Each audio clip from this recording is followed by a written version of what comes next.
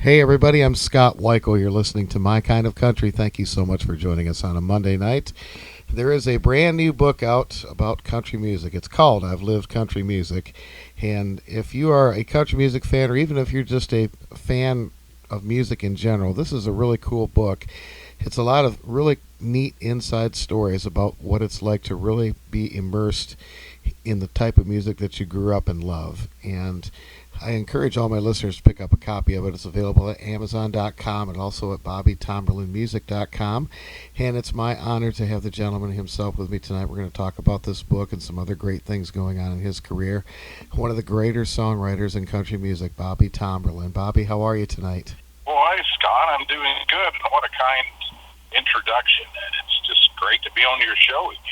Well, always great to talk with you. And we were talking before we got on the air. It's been almost a year since you and Tess were up here, and we sure had a great time. A little snowy, but we had a good time. You know what? That was such a great trip. I mean, that was like the ultimate Christmas, town. I mean, it was just so beautiful there with the snow. There was a lot of snow when we were there. And it was so good to visit you and your family at your place and to see where you actually do, these shows. So. Well, it was nice to have you come over and flip through the archives and get to talk music, and I'm always up for that. You know that. Yeah, I just hate you didn't have any Merle Haggard. Yeah, I got to work on that. A little thin there. What a great collection you have. Oh, thanks, man. I'm really glad you took time to come over. That was a lot of fun. We enjoyed that for sure. And I got to tell you, buddy, I really enjoyed this book. It was really hard for me to put it down. I always read when I go to bed at night, and I found myself up one night till like 1 o'clock in the morning, and I finished the book in just 2 sittings. I just could not put it down, and it wasn't because I know you, and maybe that was part of it. But I got to tell you, it was such an interesting book, and it was a real easy read, and I loved all the pictures in there, and I just can't stress enough that I really think that people should take time and read this book, because you are in a position of doing something that you love around people that you grew up with and idolize, and you've made a life and career out of it, and it just shows through in this book. And I have to say thank you so much, not only for taking time to do this book, but helping to preserve the history as you saw it. Man, again, that's the greatest compliment you could give me. When you say you could put it down, and I've heard that a lot from people, and that has been just the coolest thing, and it's been so rewarding to get that kind of response back, and it's time to, document so many stories, memories that I have and stories that I've been told from people like the guy that drove Hank Williams on his last ride. I mean, I got to share about an hour with him a year before he passed, and he told some stories about that ride, and it wasn't all doom and gloom. I mean, and just other stories, whether it was a story about Willie or Little Jimmy Dickens, or there's a chapter on Whispered Bill Anderson, and how songs come about, and just the journey, from a small town, South Alabama disc jockey to Mel Tillis discovering me to where we are now. So it's been quite a ride. It has, and I'm really glad that you got it documented. One of the things that I've done with my interviews throughout the years is try to document some of that country music history from the first-hand sources, and as well as I do, we've lost so many of them. And for someone like you that got to spend time with so many of these great legends, to get that down and preserve it, it's wonderful for people that are interested in history, as I am, but it's wonderful for you, and I'm sure you probably, as you were writing the book, there were probably a lot of things that came back to your mind maybe you hadn't thought about for a long time, and it was probably really kind of therapeutic to write this book, I would think. Oh, it was therapeutic, and I started the book shortly after my dad passed away in January, and it was something that was really, it was healing for me, and I think I've been so busy for years, I didn't even realize, how blessed I've been to be a part of this business. I mean, I'm not, I know that sounds probably crazy, but, in this business, it's like, okay, move ahead. Okay, it's all about what we're going to do today, and we forget a lot of times about what's happened in the past, and after sitting down and documenting it, I just, I don't know. I feel truly blessed and so grateful that I've for my journey so far. Well, absolutely, and and you present it in such a way too that it's not, it's not name dropping, it's not bragging, and you make it a point in your book to talk about that too. And I think so many people will see something like this and go, well, this guy's hung around all these people, he's just going to brag about it, and that's not what it's about at all. It's stepping back and looking through your eyes and seeing what you saw and being able to put it down on paper. You're and obviously you're just one of the, as I've said so many times, one of the best songwriters in country music, and you've also been able to write this book in the same manner that you do with your songs and make it very heartfelt and just reach out and grab whoever is reading it. Again, thank you so much. And I mean, you know what? It's all about writing from the heart, whether it's a book or a song for me. And just be honest. You just want it in a conversational manner where it's like you're having, you're sharing stories one-on-one with someone. And no, it's definitely not a me book or bragging. And I actually kind of thought about that early on. I didn't want it to come off that way, but I'm like, hey, I was blessed to have these special moments, whether it was with Loretta Lynn, Bobby Bear, and it's something that I didn't chase even. I mean, of course, I chased my dream, but for some reason, God has just really connected me with so many of my heroes, and a lot of them who had quit writing songs, like Porter Wagoner. I had seen Porter at the Opry for many years, but one of his band members one night, to ask me, she said, you need to talk. Would you talk to Porter maybe about writing? And I thought, well, I don't know that he's going to write. He hasn't written in years, and he really hadn't written since the Dolly years. And she just says, come in the dressing room, and we exchanged phone numbers, and he was very open to it.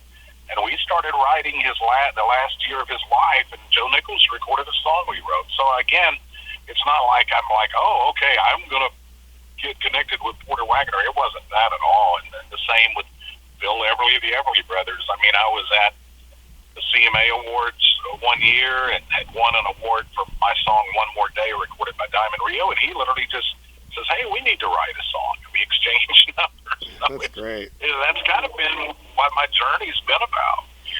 Well, I think people recognize that you're a good person and you're really passionate about what you do. And I think that when you surround yourself with people like that, you tend to draw even more people in to your whole world. And sometimes it happens by accident, and then it's like somebody knows somebody, and the next thing you know, it just kind of happens. And yeah, you're right. There's a lot of that in your book, and I think it's great. I mean, talk about being in the right place at the right time. Well, yeah, and one of my side jobs before I started really getting a lot of songs recorded, I was sound engineer for Whisper and Bill Anderson at the Grand Ole Opry. So, when I was doing that, I was with him for 3.5 years, and we would do these package shows with Jeannie Seeley, Little Jimmy Dickens, Bobby Bear, so I got to know a lot of those people through Bill. So if it hadn't have been for working with Bill, a lot of those relationships wouldn't have been formed. And I was so glad that Bill wrote the foreword for this book, and he had some great things to say. And, Bill Anderson, I'm really glad to see in these last recent years that Bill is getting much more attention, well-deserved attention. He kind of, in my eyes, is one of the greats of all of country music, not only as a performer but as a songwriter, and so many things he's done. I mean, he's the longest-serving member in the Grand Ole Opry now at this point. And as you've said, he's still writing and still very relevant and having hit songs, at his age. And I'm glad to see that people are really starting to recognize what a talent he is, and that he's got a source of, someone like you to continue to be able to do that. Well, I feel so honored to write with him. I mean, he was one of my, songwriting heroes growing up as a kid. And, just the last couple of months, he and I have written songs. We wrote one that Will Nelson just recorded for an upcoming Christmas project. And then Asleep at the Wheel recorded one of the songs we've written this year. And, he and Dolly recorded one of them, and it was nominated for a Grammy. And we've also had songs recorded by Mo Pitney. Vince Gill was part of a collaboration, Vince and Bobby Bear and Willie. And so, I mean, that's been one of the coolest things for me to share with one of my songwriting heroes, or musical heroes, like you say, not just songwriting, but to share that, and have these songs recorded, and you see your name beside Bill Anderson. I mean, I've never lost, the excitement that I had, You bet. over something like that. You bet. And the other thing I was really tickled to see throughout your book is all the great pictures. In my younger days, I wasn't such a photo taking type of person. I didn't really think about it all that much. And of course, when you and I were growing up, we're close to the same age. It wasn't commonplace to always be taking pictures and everything like it is now with your cell phones and, all this stuff. I mean, you can take a picture of something live and put it on Facebook and it's there within seconds. We didn't have that back then, so we didn't do a lot of pictures. But you do have a lot of pictures, and I'm really glad that you included so many of them in this book. It's really cool to read a story and then turn the page and boom, there's a picture when it happened, You know what? I'm so thankful that I do have those pictures because, as you say, in the early years without a cell phone, you just didn't have as many pictures. And, a lot of those pictures, I didn't make them. It was someone I worked with in radio, or, someone, a band member, may have snapped the picture, but somehow I had it in my collection.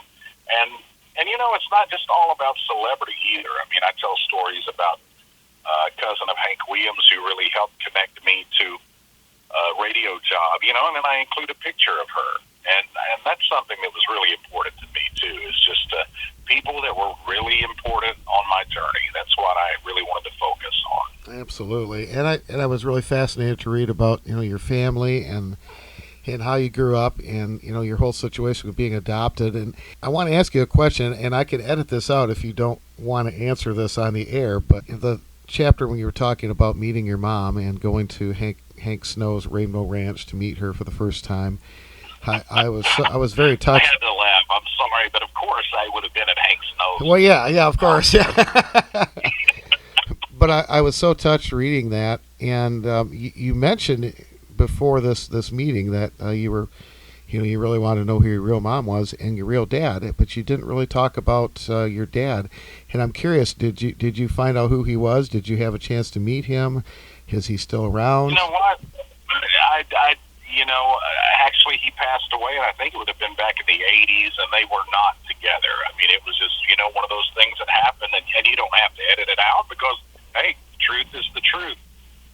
It was one of those situations where she, my birth mom got pregnant at an early age. I think she was 19, and in the 60s in Alabama, or maybe anywhere for that matter, but especially in the South, she was sent to a home down in Mobile and had me and put me up for adoption. And you know what? I'm grateful, and I'm glad that I had a chance to thank her for that. I mean, I wouldn't be here otherwise. I mean, I hate she had to go through, any, hard time with that situation, but I am grateful. And let me also add, I was so blessed to have two great adopted parents, and there was no void. I didn't feel like, I need another mother, or I need another dad. I lost my mom back in 2020, and then my dad January of this year.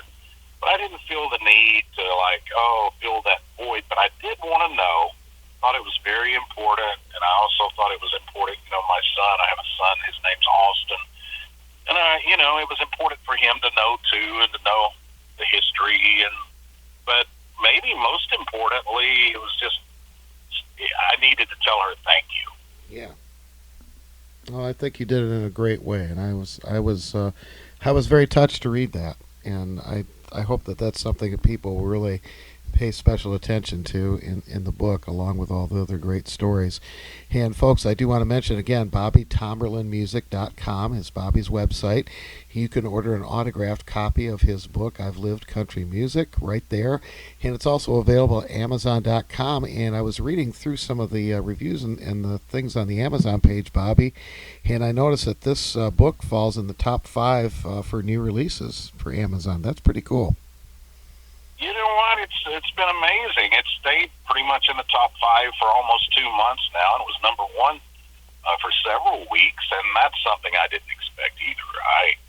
I mean, I've been totally blown away with how many people have ordered it from my website. I've got some book signings coming up. I'm going to be doing a special songwriter show at the Country Music Hall of Fame in December, and I'll be signing. And I had a great signing in my hometown of Blueburn, Alabama, where we sold out of books, and I have another signing here in Nashville at a show called Backstage Nashville at 3rd and Lindsley. That'll be coming up in November.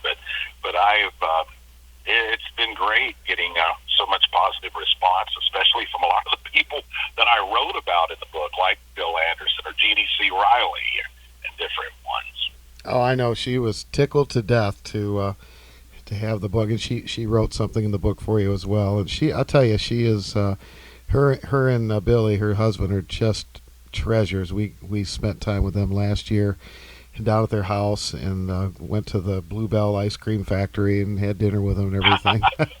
And I'll tell you, they are just the nicest people. Acts. I mean, they're just some of the best. And I mean, you don't have to be around them, but for about a minute to realize, what special people they are. They treat you just like family. And I mentioned in the book that I learned to walk around a coffee table stereo in my parents' living room to Harper Valley PTA. Yeah. And how funny, it's really full circle. Here we are all these years later, and she's writing an acknowledgement in my book. So. And that's a cool thing too. There's so many great full circle things, and that, my life parallels some of those things too. There, as I grew up listening and going to see all these great people, and as I sit now doing this radio show and everything, I've gotten to meet and gotten to really know so many of them, and I sit and think about that sometimes and go, wow, if I could go back to the younger me and say, would you ever believe, that you would know these people, and it's like, it's crazy, Well, Scott, I mean, and I'm just being as honest as I can be. You're one of the best. I mean, you're so good at what you do, and so many times I've gone back and listened to your archives, of interviews, whether it's Freddie Hart or Merle Haggard. I mean, just so many. I mean, you've talked to people that a lot of people don't get the opportunity to talk to, and I just really enjoy what you do. Well, thank you. Always honored to be on your show. And I know that you're very close with the Frizzell family, and Tess is just an absolute treasure. Not only a beautiful singer, but such a beautiful artist and just a wonderful person. The whole Frizzell family are the best, and I'm so glad that you are able to spend time with them and be closely involved with that family. Well, Tess is quite the talent, and she's just finishing up her project, and she's been working on it for a couple of years, but it's going to be a great, great project, and she's a great songwriter, singer, and also a great painter, as you know, and she really gave a lot of support on this book and helped me a lot, in the writing of it and everything, and would help with direction and just such an important part of it. That's wonderful, and I know you're doing a show with her and Alan down at our buddy Richard Lynch's place, the Keeping It Country Farm down there in Waynesville, Ohio. October the 18th, you guys are doing a show there. That is right, and I'm so excited. I mean, we've been down there one time before, and boy, they treat you just talking about family, just like family, and they just have such a great setup there, and great band, and we have a lot of special things on the calendar, and there's nothing like just getting out there and meeting the fans. I call them friends. I mean, it's always so wonderful to see old friends and make new ones at these shows. Absolutely, and I know that when you guys were up here last fall, Tess had a friend that drove all the way down from the Upper Peninsula to see her, and you had some friends that lived right here in Traverse City that have followed your career, and they came to the show and got to visit with you, and I thought that was just amazing. Definitely. That's always one of the highlights of when you go on the road, Yeah, for sure. And you're going to be on the Country Music Cruise that's coming up in January, too, with a bunch of great stars as well. Yeah, just found out, got the confirmation on that last week, and that's going to be, again, like just being with a lot of family, people like Linda Davis, Josh Turner, and Shannon Doa, David Frizzell, and so that's going to be special, and, Yeah, it's already sold out. I mean, they have a wait list, but that's always a great cruise. Oh, absolutely. They've been doing that for a while now. I think it's fantastic, and I'm glad you're going to be a part of that.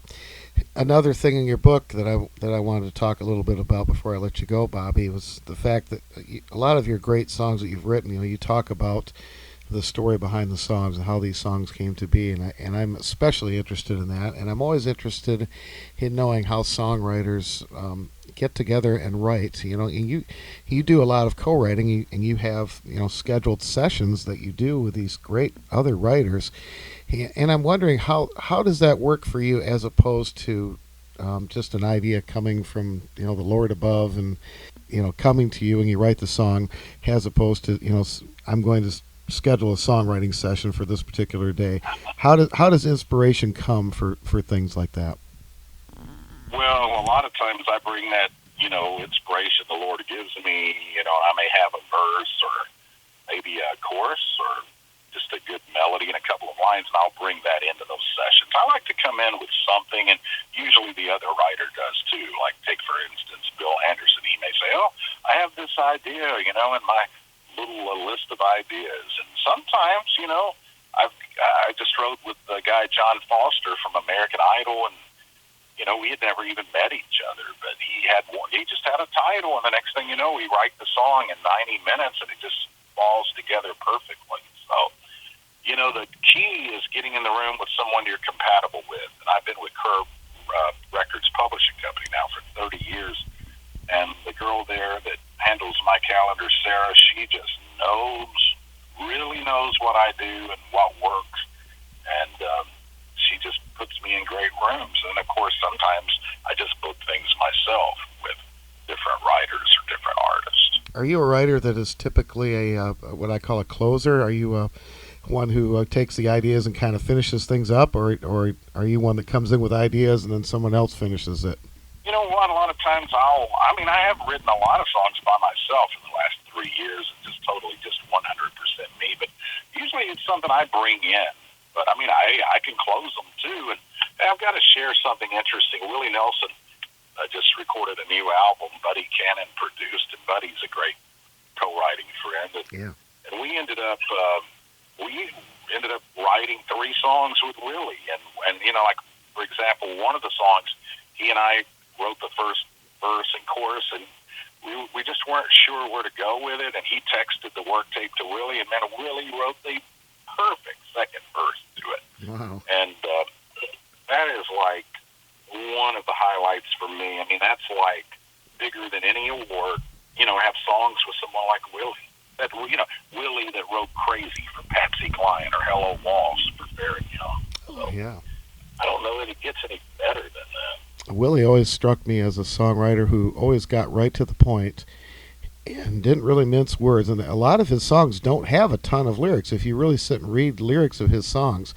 But boy, he is very poignant and gets right to the point and gets in and gets out, You're right. And at 92 years young, he is writing just as great, as far as I'm concerned, as he did back in the 60s. It's strong. Well, folks, I would love for you to pick up a copy of I've Lived Country Music. It's available at BobbyTomberlinMusic.com and Amazon.com. We will have links for that posted on our Facebook page for My Kind of Country. I promise you, you will love this book. Pick one up for a friend of yours if you're looking for a great Christmas idea for someone that loves music. This would be a book that they will truly enjoy. And Bobby, as always, I have truly enjoyed our conversation, and I'm so grateful for your friendship, and I want to thank you so much for being on My Kind of Country. Well, thank you so much, Scott, and I can't wait to get back to Traverse City again. We're looking forward to it. Dress warm, buddy.